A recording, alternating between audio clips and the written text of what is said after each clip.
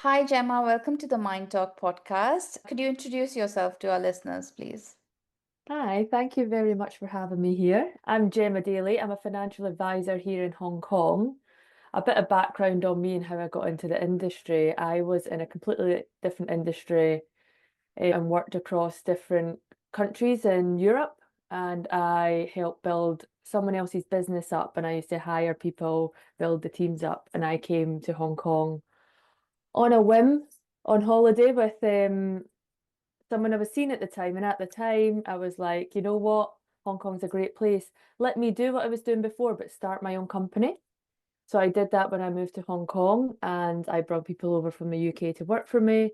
I built that up and it was about a year and a half in being here. It was the first time I had a conversation with a financial advisor. And that was the first time I realized the power of when you understand your finances, it gives you more options in life. And I'm from a real working class upbringing where I see people work hard and they don't have many options. And I've come to this city like Hong Kong where people have many options. And a lot of that is to do with having your finances in order and having your money working to work for you. So I had a real career change being here and it was a real whirlwind. But for the past 5 and a bit years, I got all my qualifications, became a financial advisor, and now help people get to where they want to be financially and give them more options in their own life, which I love. I heard you said money working for you, and I've heard this a lot nowadays, get the money working for you. What does that really mean? I know it's about investing, but okay, just you take it over from here. I don't know what Yeah. that means. You're not alone in that. It's quite confusing. It's a bit of jargon that you hear often, especially with the finance gurus. But if you think about it, and then the difference between it actually being wealthy and then what you've got in the bank. A bank balance is simply a snapshot, and wealth is a system. Your bank balance tells you what you have sitting in cash today, for instance.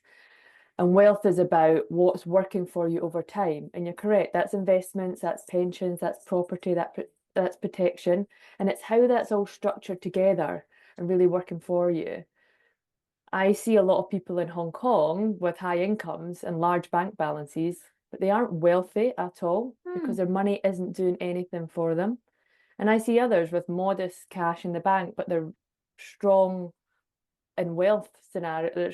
They're strong from a wealth perspective because their money is invested, it's intentional, it's compounding. Their money is growing when they sleep. Hmm. So wealth is not what I would say, it's not really what you have, it's what your money does for you when you're not looking. And Hmm. that's what I mean by getting your money working for you. And if I look back to when I first joined this industry or my first conversation with that financial advisor, I was very cash rich. I had money sat in the bank, but it wasn't working for me. And as soon as I understood that you could get your money growing on your behalf and it compounds up, it was like a light bulb moment in my mind. And I was like, okay, why do we not know? Why do more people not know about this? Why are we not taught this in school? And it got me sucked into this industry and I was fascinated by it. So, isn't that the difference between liquidity and money that's locked in? Where I'm coming from is I come from a family that dealt a lot with land, and we had a lot of money invested in land. Yeah. And of course, we had some liquidity there. But when my father passed away, all of the money was locked in and took us a lot of time. I'm always of the belief now that I should have a lot more money in the bank because if there is anything, any life challenge or anything that comes up that needs cash, you can't have your money locked in. But you're saying investment is more important than having the liquid balance. Is that correct? It's all relative. Now, when someone comes in, I'm a financial advisor. I sit with individuals and families and work out where they are and where they're trying to get to. Now, in that process, I find out a bit of understanding of where they're at. So that's looking at their income expenditure, what assets they've got, what liabilities. So I Mm. get a clear snapshot of where they're at. And in that process, we work out, okay, before we look at anything else, we need an emergency fund. And that is the Mm. liquidity. That is the pot of money that's sat in your bank that if no matter what happens, you've got that and you've got access to that. Now, on average, as a financial advisor, would normally say between 3 to 6 months of your expenditure is all you really need. Okay. However, that's different for different people, different families, different scenarios. If you are in a consistent job, you might need a little bit less. If you are self-employed or your income is a bit more unsteady because you're commission-based, you might need a bit more. And Mm. it's also a balance of what the numbers say, but also what feels right for you. And once we understand that, once I work out that number with clients, Mm. it's so easy to then work out and then we understand how to get their money working for them. Because all it means is anything over and above that number, they all understand, okay, I've got my money, I've got my safety net there, I've got my emergency fund, anything else I can get working for me. And that's where we talk about getting it in investments to grow or invest in property or land or whatever it may be. So what kind That of makes investments people normally look at? Because land is a very expensive investment. So if someone wants to start out, but eventually wants to get into land, what do you recommend? Yeah, it's no one size fits all. And Okay. that's why the process is you come in and we Mm. understand where you're at. The key is being diversified across different asset classes and regions, but that when people start off, they normally start off a bit small and quite typical nowadays, people are starting off in the stock market, but Okay. investing in companies of the world. And more often than not, most people already are. If you've got Mm. an MPF, if you've got a pension, if you've got a superannuation in Australia, you're already an investor. That money is getting invested, Mm.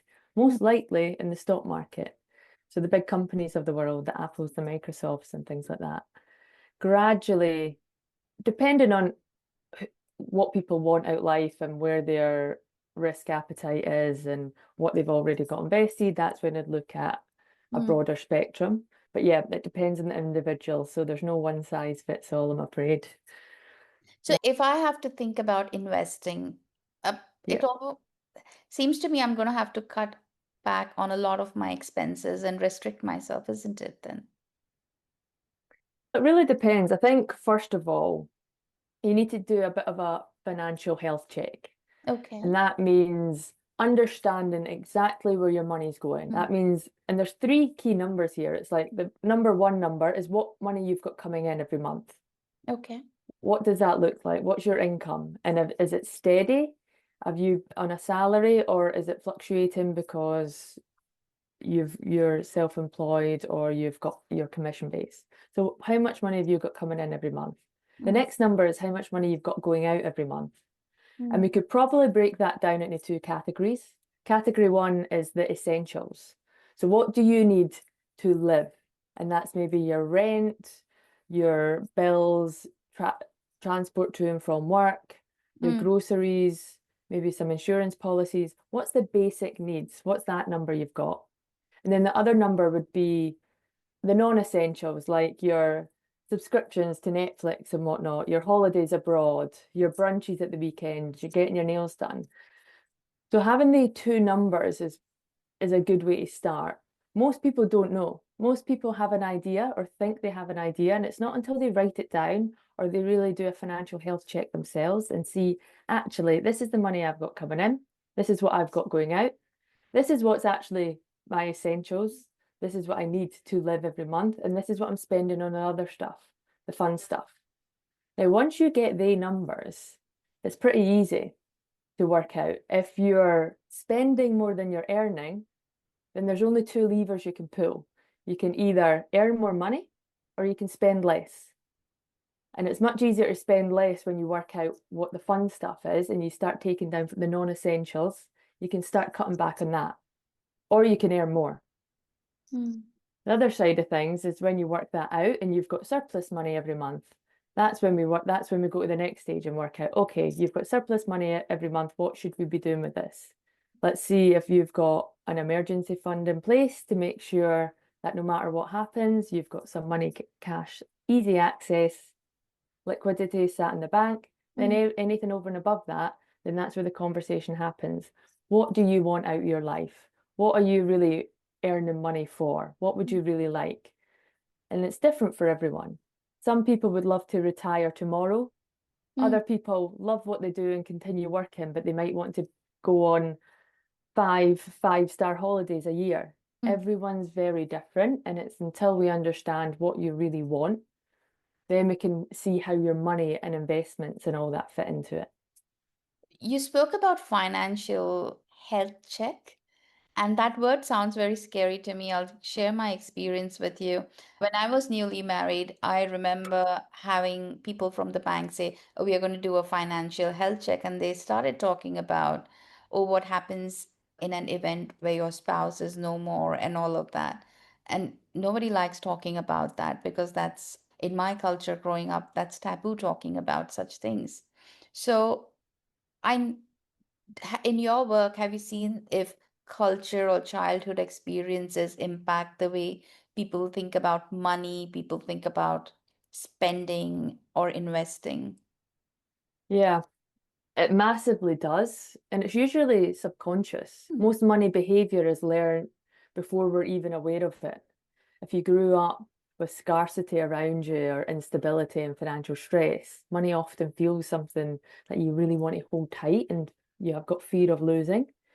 And if you grew up about around money and abundance or avoid abundance, then money can feel more disposable, Mm, and less uncomfortable to talk about.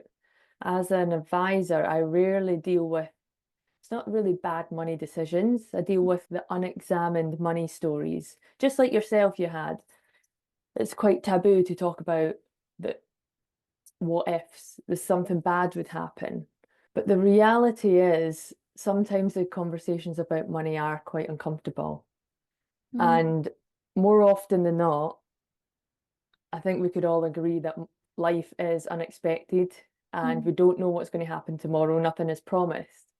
So, as an advisor, before we start looking at building wealth, actually, I do have to have the difficult conversations with someone. And it's like, what if something was to happen to you? How would that affect you? How would it affect your family if you've got one? Is that something that's a concern to you? mm, It might not be, and that's fine, or it might be. In my scenario, I'm a single woman in Hong Kong. I've got high rental bills. I've got an expensive lifestyle here. What if something happened to me and I had to stop working for a period of time? What if I got a major illness and I had to take some time out? How would that affect me? Would it affect me? Yeah, it would. I wouldn't actually get paid a salary at that point. So I would need to put some protection in place. They can be quite difficult conversations. They can also be quite empowering conversations and one of self-love. Because once you have these in place, you're protecting your loved ones around you, you're protecting yourself. We don't really need to think about it again. Not really. Not at a deep level that we have. But yeah, it's definitely something that affects all of us. We've all got these subconscious mm, money stories we've learned and we tell ourselves. mm. And until someone really understands why they behave the way they do with money, it's hard to change it. That's why I often say financial planning isn't just about the numbers, it's like about the behavior and behavior coaching. And that's Mm. often what I do with my clients, if You that makes spoke sense to you. you spoke about looking at money and the financial health as self-love. Can you talk more about that? Because a lot of time self-love is all about going to a spa or having a nice matcha latte. But this is a Yeah. different kind of a self-love. Can you talk about that? Yeah, I think self-love and uh, having that trust in yourself. I Mm, think that's what most people want. A lot of people come into me and they say they want to be more confident with money, and they think that is about earning more, saving more, investing better. But it's actually really about trust. Not trust in banks or the financial markets, but trust in themselves. Because no matter how much you earn or you save or you read about money, if you don't trust your own judgment with money or your decisions with money, it will always feel uncertain. So I guess talking about self-love and self-trust with money, most of us lose that financial self-trust through, like I say, the experiences we all have. And that can be mixed messages growing up.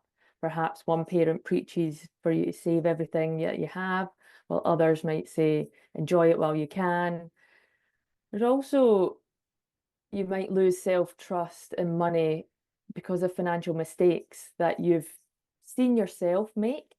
So it might be a risky investment, or you've overspent, or you've missed a credit card payment that's really left a scar, or you've seen other people as you've grown up in environments make money mistakes, Mm, financial mistakes. You can also lose trust in yourself with money, where delegation's gone wrong. So you've maybe trusted a partner or a friend or an advisor with money, mm, and you've been left feeling powerless because it didn't end very well. And then there is, in this day and age with social media and the internet, the endless comparison, seeing other people's milestones, and you can almost feel like you're falling behind and you lose trust in what you're doing in yourself. So mm, over time, what I find and what I see in clients is these moments accumulate and they build up, and we all start second guessing even the smallest decisions. mm. So that's what I like to try and turn around, help people bring that self-trust back and that self-love with money, and feel empowered and actually feel confident with the decisions they're making. You, Hope s- that answers your question. yes, it does. But the follow-up question I have is because we are not taught about money Yeah. as children, and we're not included in discussions around money as children. And I was reading somewhere it's better not to talk to children about the struggles that parents might have with money or whatever. But these are real conversations, and you can have trust in something only when you've done that over a period of time and become comfortable.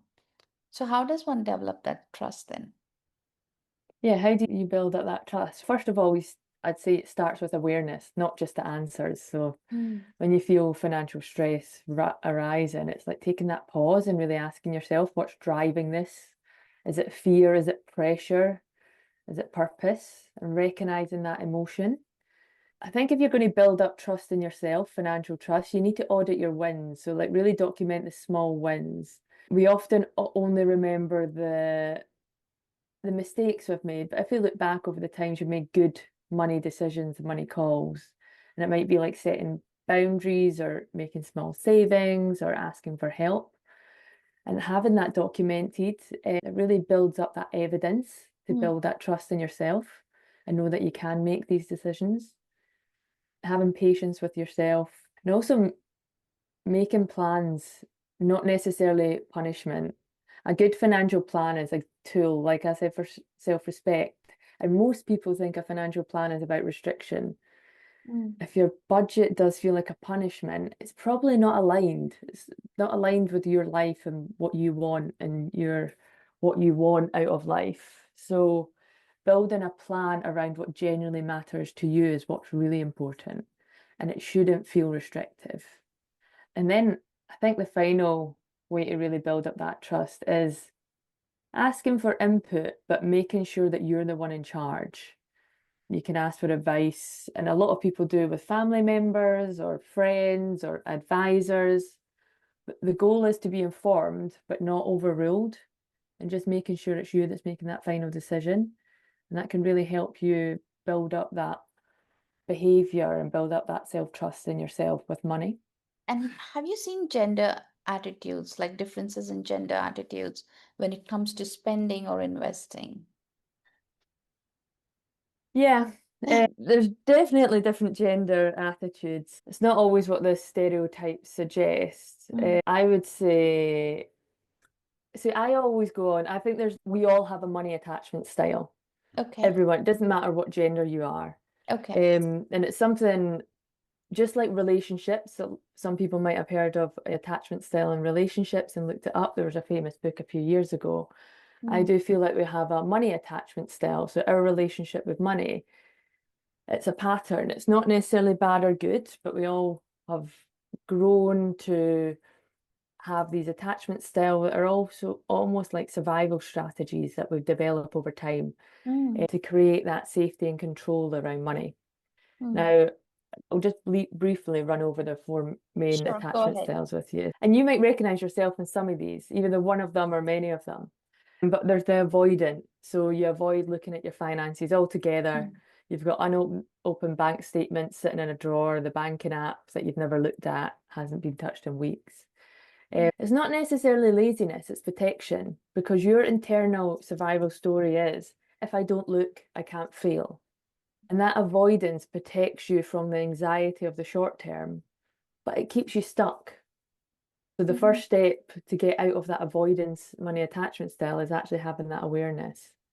The second attachment style, money attachment style, is the anxious person, that you refresh your banking app 10 times a day. Every shift in your balance gets your heart racing. You're not necessarily obsessive, but you just want control. Yeah. And that internal survivor pattern is all about, if I control everything, I feel safe. Now, the problem here is that anxiety disguises itself as like responsibility, and often fear is an overdrive. If you do recognize yourself, or anyone listening, as like an anxious person with money, Mm. perhaps committing to one money-free day a week where you don't check anything, you don't spiral, you just breathe and let everything happen. Trust your systems. The third money attachment style is a disorganized, and it's almost like yo-yo dieting. You swing one way where you spend so much and you splurge, and then you restrict yourself. Mm. One week it's full of guilt, and the other week it's yo-yo. I'll spend whatever I want. You're not necessarily reckless, but you're often, these people are exhausted. Money Okay. has become emotional and it's not logical at all. And that inner money survival pattern is, money feels chaotic, just like my Mm. life, just like life. And if that is you and you feel really disorganized, picking one small repeatable habit and sticking to that for a couple of weeks Mm. can really help. And that could be quite simply tracking where your money goes without any judgment. You just track everything where your money goes, and it builds that awareness, and that structure starts to build some calm. Mm. And then the final money attachment style is the secure. You can feel calm and intentional with your money. You've Mm. built these routines and systems that support you quietly. It's Mm. not perfect, but you really do trust yourself. And Yeah. that internal survival pattern is, I can relax because I have a plan. Mm. And if that's you, then great. Please share your money habits with someone else. Be that role model they didn't realize they needed. But on that, we do and we can shift money attachment styles throughout different moments in life. We can go from being secure, and then you suffer a loss or a divorce or a breakup, and Mm. that might send you into a bit disorganized, or you could move locations, or you could lose your job. There's Mm. many things that happen in life, like I say, it's unpredictable, that can change people's money attachment styles at different periods. So it is always important to try and understand, try and think Mm. what your money attachment style is at that moment in time, and can see about helping that. Mm. So that's the money attachment style. But coming back to gender differences, I'm really curious to know Yep, because there's yep. this whole stereotype about women spending a lot. And I personally, I don't like spending money at all. And I don't like shopping so much. So do women really shop a lot more than men? Do you see that in gender as a gender difference? Yeah, again, I'm very weary about saying there's gender differences, Mm. because we live in a city like Hong Kong that I think is very metropolitan, Mm. and there's different kind of people around. I would say women don't necessarily like, it's often, on that note, it's often said that women shop more, but I don't necessarily think that. I think they might shop differently from men. Okay. If I make a general statement, men tend to make fewer purchases, but when they do, it's often the bigger ticket ones like Mm. cars and tech tools and upgrades, and they question that less. Whereas women, if I'm going to be a broad generalization, tend to make more frequent purchases, and Mm. often for others, like the household or experiences and holidays. And Mm. these are far more visible and judged. So it's not necessarily about who spends more, it's about what spending is noticed. And I Right. think we all as humans spend for different reasons. Again, I've noticed during this job and working with people day in and day out, I feel that there's probably 6 different reasons why people spend. And that does change on it's emotional reasons why people spend. So it's more general than just going from genders because these can relate to both male Oh. and female.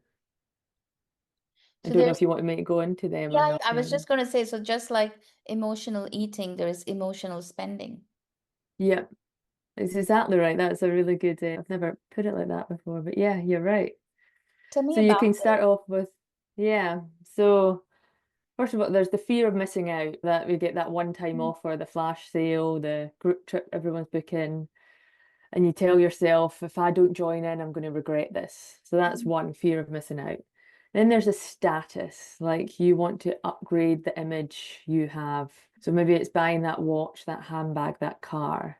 These mm, aren't just purchases, they're like symbols, proof that you're winning. Then there's the third one is more about belonging. So you want to keep up with the friends or family or colleagues around you because saying no can sometimes feel like exclusion. Four, and I do this often, is you buy back time. So we spend because you want to buy back time in your life, and that might be an Uber instead of a bus, a cleaner instead of a Saturday spent scrubbing the toilets, a takeaway after a stressful week. These aren't necessarily luxuries, but they're you want to buy back time in your life. Got that instant gratification, which is number five, I would say, which you feel you've earned this, you've mm, endured something really difficult, so your brain wants to balance it out now. And then finally, problem solving, which mm, is a bit of an illusion of control. So you're buying that thing to make your life feel easier or faster or simpler, even if it's only temporary. So I think when I look and I work with clients every day and people every day, I would say most spending falls into these six categories. right. And again, at different times and different things you buy, it might change. Mm, And again, as I say, I work with people through their whole lifespan. I work with someone not just for today to set up an investment, it's long-term relationship. So mm, I often see how these emotional spending habits can change or can really challenge and feel emotional at different periods of time. Another example, we went through COVID and mm, some people went from two incomes to one. mm, So they often would spend to feel like they belonged in that friendship group. Their social circle would go to a certain restaurant for brunches in a certain level. But if you go from two incomes to one and you struggle to do that, mm, often people spend to keep up with that. And that's not aligned with where they're at in life. Other reasons is status, is upgrading your car, bag, phone to be the latest one, when actually that's not really aligned with what you're long term wanting out of life. So we do spend. It's good to understand and question why you're spending mm. and try and understand what that emotional reason is. So the key takeaways from this podcast would be investing your money and not just keeping it in the bank, addressing your attachment styles to money, and focusing on the intention behind your spending rather than the spending itself. Does that? Yeah, I probably do it in the opposite order. I know we are the way the Yeah. questions came out and it came out in a different order. But yeah, first of all, understanding, yeah, what you've got, having that awareness of where you're at, what you've got coming in, what you've gone out, that Mm, awareness is key to really help you feel financially in control and aware. And then work out actually what do you want out of life? What are you actually earning this money for? mm, Let's take let's take a moment in that self-love and really think about questions that we don't often do. mm, And it's really thinking about the long term. What are you really doing this for? Is it to build a great life for your family? Is it to be able to travel the world so many times a year? Whatever that is, what are you doing it all for? And then we can work out, okay, let's bring it back to here and now. mm, If you've, let's look at your spending habits. Are they aligned with what you really want? mm, If not, how do we make some tweaks to align that? And mm, then any leftover surplus income you've got, how do we build that? How do we use that to help create that life that you want, what you really want out life? Can we make you get there quicker by getting your money to work for you, getting that to grow and compound? And that is through perhaps investments and Mm, not just having it sat in the bank. mm, mm. Thank you so much, Gemma, for Thank all you of very this much. information and a different approach to talking about money. I'd never thought of money in terms of having an attachment style or emotional spending. I've only heard of emotional eating as always. So thank you so much. Oh, you're very welcome. Thanks for having me on. Thank you.